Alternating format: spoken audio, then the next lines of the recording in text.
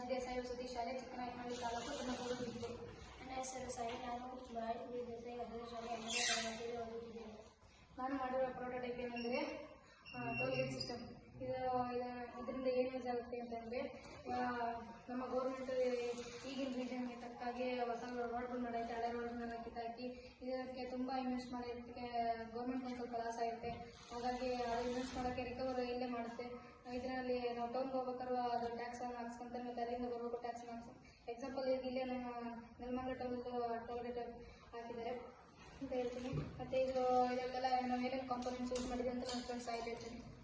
ಇದರಲ್ಲಿ ಯೂಸ್ ಮಾಡಿರುವ compounds ಏನೇನೆಂದರೆ UltraTech ಯುನೋವೋ sensor, ಆಮೇಲೆ ಆರ್ಡಿನೋ ಯುನೋವೋ ಸೆನ್ಸರ್, ಮತ್ತು ಸರ್ವೋ ಮೋಟರ್, ಮತ್ತು ಜಂಪರ್ ವೈರನ್ನೇ ಯೂಸ್ ಮಾಡಿದ್ದೆ.